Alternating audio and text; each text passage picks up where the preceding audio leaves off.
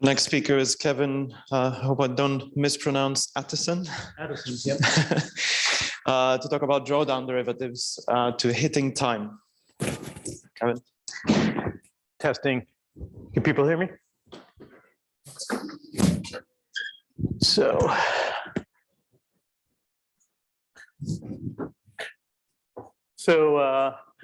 thought I would start. I just grew out my full beard a couple of months ago, and since then, 3 different people in the quantitative finance community have confused me with Harvey Stein. So I thought I would start by saying I am not Harvey Stein. I am Kevin Atteson. And the other author is Peter Carr. So I had worked with Peter in industry at Morgan Stanley, and his second go at Morgan Stanley. And unlike Peter, I was never able to publish papers well in industry. But last fall, I was not working, and I came to Peter with some new ideas. And he said, with his typical enthusiasm, that could be our first paper together. So unfortunately, not only have I lost a friend and mentor, but it will be our last paper together. And I count it as the 5th paper in this conference to have Peter's name in it. All of them had separate authors. I think that's a testimony to Peter's gregariousness. But also, it's interesting. I wonder what the record of posthumous papers is. So we're going to investigate derivatives on the drawdown of a process. So there's some prior work, and the prior work explores maximum drawdown derivatives which mature at a specific time. What we do in this work is we change the perspective slightly, and rather than maturing at a specific time, we mature at the first time the process hits an upper barrier. So it turns out that when you do that, the value and hedge ratios of the derivative have much simpler forms, which is kind of nice, but more importantly to me, they turn out to be model independent, or have more model independence, I should say, than fixed maturity maximum drawdown options. So an example of the kind of derivative we're going to talk about is, say, a binary option pays you $1 if an asset draws down 5% before reaching a value of 10% up or something like that. Okay, so first I thought I would say a little bit about why drawdown is important. So drawdown is, probably most of you know, drawdown is the amount a portfolio has come down from its prior peak. And many investors, particularly in recent decades, have placed significant focus on drawdown as a measure of risk. So, and I think it plays to sort of natural cognitive biases. So there's these Kahneman, Tversky, and subsequent authors' biases on human biases, such as gain-loss asymmetry, that you do studies and you find most people would not enter a bet where they win $150 or lose $100 with equal probability. There's also another effect called the endowment effect. If you give somebody a coffee mug and ask them how much they would sell it for, that's usually much higher than if you give someone an offer of either taking a coffee mug or money. So the idea is when your portfolio reaches a peak, you feel like that's how much money you have, and anything down from that you're losing. So an example of the importance in industry is some hedge funds have adopted rules by which portfolio managers are shut down if they hit a drawdown limit. There are no equivalent rules for missing a draw up. If you go flat and you miss a draw up, probably your manager will not like it, your hedge fund manager will not like it, but they don't have any standardized rules by which they would shut you down. All right, so some simple definitions. That probably all you know, but just to set my notation. Actually, this is Peter's notation. The running maximum, the process X, I'm gonna use X overline. And then the drawdown, I'm going to use X superscript D, and the drawdown is just the running maximum minus the value of the process. And this picture shows you the maximum and the drawdown. So the maximum, running maximum through time 2 is that maximum that occurred roughly at 1.3, which is 104.1. The drawdown at time 2 it goes down about 2.9 from there. Okay. All right, so let me go through the prior work in a little more detail. This is Duwadi, Shirayev, and Yor. They showed that for a Brownian motion, the maximum drawdown at a fixed time is given by this formula. And to be honest, the main thing I'd like you to take away from this formula is it's fairly complicated. It's an infinite series of some integrals. And even if you take Brownian motion with drift, Magnin, Ishmael, and all came up with an even more complicated result that is very similar, but involves some parameters that are solutions of transcendental equations and eigenvalues of certain things. Okay, so Peter had written a prior paper about drawdown insurance, with some co-authors. So this is Carr, Zhang, and Hadjiliadis. So they have model-free semi-static replication of maximum drawdown insurance using one-touch knockout options. So these one-touch knockout options are used to hedge. They show how to hedge with other kinds of options as well, but what we're going to focus on is hedging with the underlier a little bit easier. Semi-static here means that the hedge portfolio is rebalanced only when the maximum of the process changes, when the process achieves a new maximum. And that's going to, our derivatives will have that same property. And so that'll be important to us. They make some continuity and symmetry assumptions. We will also make continuity assumptions, but we will not need symmetry assumptions. They hedge with an infinite series of options. So not only do they have to use complicated, less liquid, mostly less liquid hedge instruments, such as options rather than the underlier, but they also need an infinite series of them. They show also how to hedge relative drawdown, which we'll do as well. And for geometric models, our model invariance will, since we don't need symmetry, will include geometric models. Okay, so one more notation. Well, one thing I want to point out in my prior notation slide is that you can compose these two. So you could have XD over bar, which corresponds with maximum drawdown. So that's in this slide, you see a BD over bar.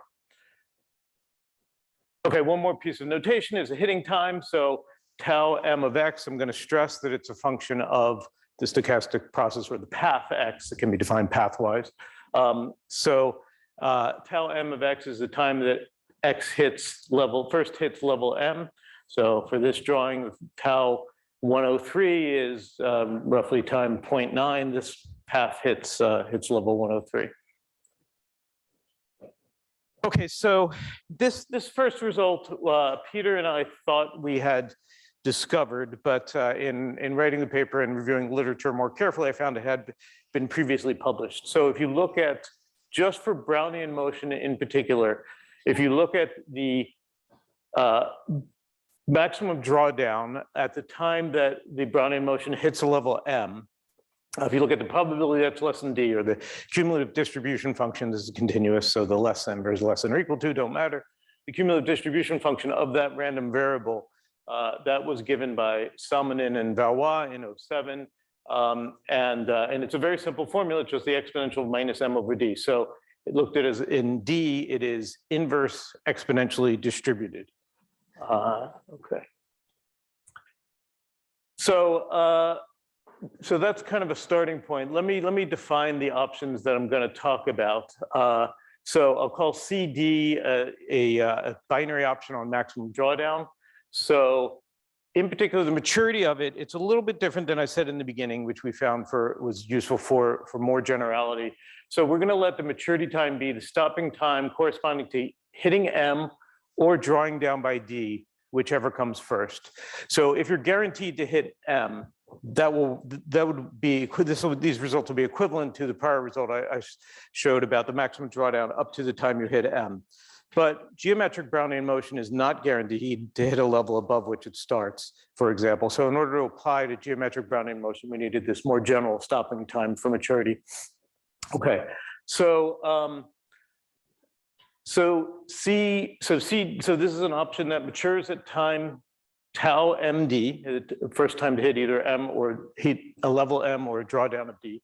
And it's going to pay 1 if your drawdown at that time is greater than or equal to D, and 0 otherwise. Okay, so the first result that we have is the price of that option at time 0 is given by, this is the same formula that Salmonin and Valois came up with for Brownian motion. So this is just, their result is just 1 minus the exponential minus M over D. The interesting thing that happened is we first calculated this formula, not knowing that it had been previously calculated. And then we looked at what would be the equivalent formula for geometric Brownian motion using that other stopping time. And we got exactly the same formula. And so we had to figure out what's going on here. Well, it turns out that this formula has significant model independence. This formula is the same under many models. So it holds in particular for all continuous local martingales, which are guaranteed that that stopping time is finite, guaranteed to either hit level M or drawdown of D with probability 1. So from the fundamental theorem of asset pricing, for every continuous arbitrage-free process that is from the fundamental theorem of first fundamental theorem of asset pricing, people usually call it, every continuous arbitrage-free process is a continuous local martingale under risk neutral measure. So the formula, the price of this option will be the same under every continuous arbitrage-free process that has that's guaranteed to hit these boundaries. So this is just a statement of that result. If you're guaranteed to hit the boundary, continuous and arbitrage free, the price of binary call and drawdown to the first hitting time of M is given by that formula. And Q is any equivalent local martingale measure. I'll point out that I have the stopping time being finite under Q, but since it's an equivalent measure, it doesn't really matter whether it's P or Q. So let me just give a slightly more complicated formula so if you go on for a bit, you start one of these options and you go on for a bit, you may hit a new maximum and you may have additional drawdown. And so what that means is the option is going to be worth different because you'll be closer to expiry, could be closer to expiry in one or both dimensions. So this is the price of that same option after some time has passed and you have some new how do I point? Yeah, I don't know. Having some new a new drawdown or a new maximum X bar, and a value X. What you'll notice is this is linear in X. This formula is linear in X itself. And so what that means is that in the sentence at the bottom, I give the hedge ratio with X. You can just take the derivative with respect to X. And that hedge, you'll notice, only changes when the process hits a new maximum. So it has that same semi-static process that Peter and his co-authors had for their hedging paper. Okay, so let me talk about some processes for which these requirements are true. So you need to guarantee to either hit M or draw down by D with probability 1. So Brownian motion hits any level, it hits M with probability 1, so it certainly hits the more general stopping time with probability 1. For geometric Brownian motion, there are some, as long as the drawdown level is positive and the hitting level is above where you start. For geometric Brownian motion, you have to have D bigger than 0 and less than the starting point. If you have a starting point up here and for drawdown would bring you below 0 initially, because under the risk neutral measure, geometric Brownian motion converges to 0, it may never hit the maximum. And so the drawdown level that you need to hit could always be below 0, so it may never hit the stopping time. But as long as 0 is less than D is less than X of 0 is less than M, you're guaranteed to hit the stopping time for geometric Brownian motion. So any process could be stochastic volatility or volatility depending on the phase of the moon or whatever it is, in which the volatility is bounded away from 0, say by some constant M, before you hit that stopping time. Any process with that kind of volatility this will hold for. So the question is why does this particular random variable have this model independence? And I first called this time invariance. That's not a great term because people use that term for stationarity, and this is a different property than stationarity. Better term is invariance to time changes. So let T be a strictly increasing time change starting at 0. Y here is a transformed version, a time changed version of of process X. So if you look at the drawdown itself, the drawdown of the time changed process is just the time change of the drawdown of the original process. So basically this drawdown operator, which is composed of sort of a running maximum operator and a subtraction operator, all those operators commute with time changes is the point. And then if you look at the stopping time, tau m, look at a stopping time tau for hitting time tau m, That's the infimum of the transformed process. What you can do is you can apply the inverse of the transformed process. So, and tau inverse, since is going to be also an increasing process, the inverse of an increasing path is an increasing path. That will commute with the infimum because it preserves order. And so it's going to be the stopping time of the transformed process is the inverse of the time change applied to the stopping time. That won't happen for every stopping time, I'm going to point out. You could reference in a stopping time like time 1, you could say first time Brownian motion hits a level after time 1. That would not have this particular invariance property. But anyway, when you compose the two, when you take yd at some stopping time like that, what's going to happen is you have to apply the time change inside the drawdown for x, and you apply the inverse of the time change on the stopping time, and those two cancel out. So this particular statistic, the drawdown at this stopping time is exactly the same. This is a pathwise result, is exactly the same in the time changed process and the original process. So any time change leaves the distribution of that particular random variable invariant. So there's, I'm glad Helyet Keman mentioned yesterday the history of time changes. The Dambis-Dubbin-Schwartz theorem shows that every continuous local martingale is a time change of standard Brownian motion. I'm using a slight variant of that theorem. So that theorem requires that the quadratic variation go to infinity as time goes to infinity. You don't really need that as long as you're okay with the time change of a stopped Brownian motion. So every continuous local martingale is the time change of a stopped Brownian motion. So any derivative, so that particular formula is model independent is one thing, but any derivative whose terminal value is invariant to time changes will have the same value in hedges for any measure under which the underlier is continuous and arbitrage free, and the derivative matures at a finite time with probability 1. So let me talk about the advantages of this kind of new option over vanilla options. So the hedges have significant model independence, and so are more robust. Sometimes I feel markets are always incomplete. Kind of an alternative to completeness or attainability of a contingent claim is model independence, where the hedges are the same anyway. So you know how to hedge. The hedges are semi-static in the same way that the maximum drawdown insurance that Peter wrote about is, and so they only change when a new maximum is hit, which is a set of time measure 0. And the underlier is bought back at a new maximum rather than sold as the underlier moves down. So many people have blamed in the '87 crash all the portfolio insurance that had been written, and as the market was going down, the portfolio insurers had to sell to hedge their options. In this case, you don't have to do that. When the market's going down, you leave the option the same. What you do is when the market's going up, you buy back.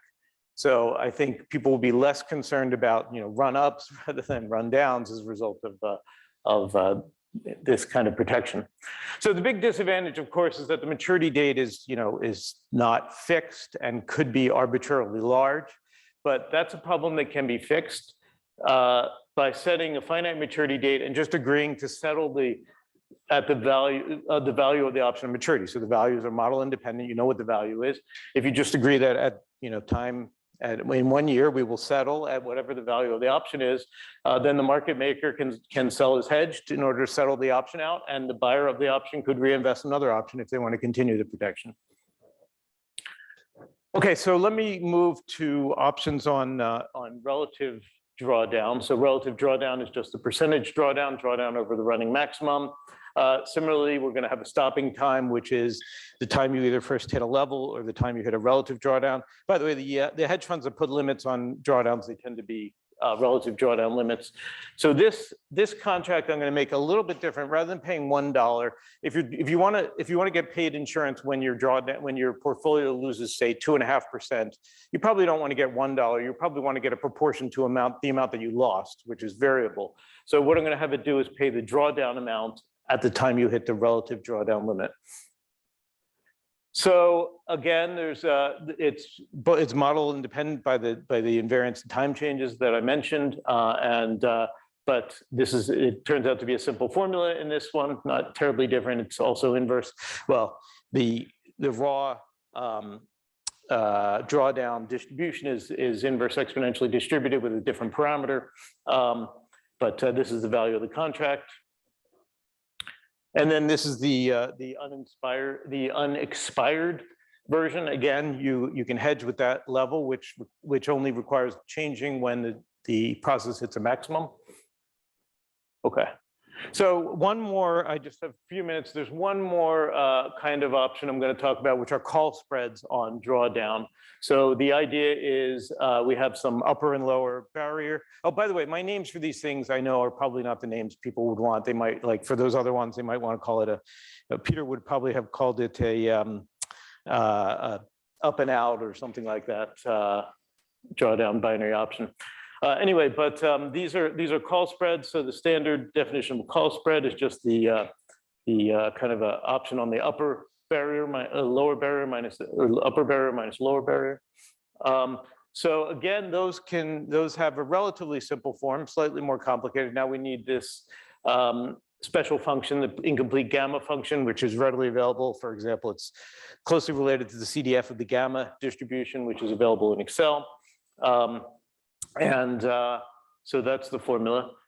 This one follows, I actually showed a derivation here. This one follows from the well-known fact that if you take a binary option and integrate it, you can get a call or call spread. So you integrate the binary option, you exchange these integrals or ordinary integrals, no problem with that interchange.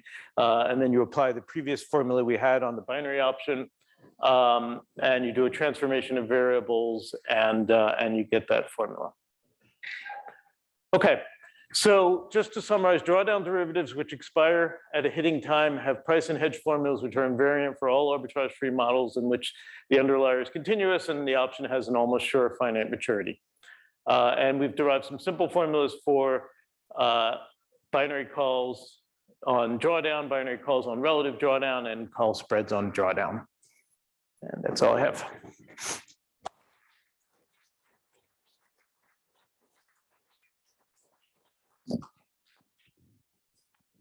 Thank you indeed. Any questions in the audience? Yes. Thank you for a stimulating presentation. Sorry. I just, in terms of prices, I mean, so if we assume, let's say 20% volatility, 1 year, typically I use the 40% rule. So you have an 8% for at the many call. I was just wondering, how the drawdown options compare. I mean, we would assume they are more expensive. So, but how much more expensive? Did you look into that? Thank you. Yes, I'll verify they're more expensive. So, the drawdown limit is moving up as the maximum of the process moves up. So, if you look at an option, a vanilla option starting at the same level, then the vanilla option, is less expensive. It's giving you less protection. These and to be honest, I didn't show the practical results, but the options tend to be expensive. So this is not some kind of magic bullet that's going to solve every problem you have. But I feel like it tells you at least what is the price or what is the value of that kind of protection, given that it's model independent.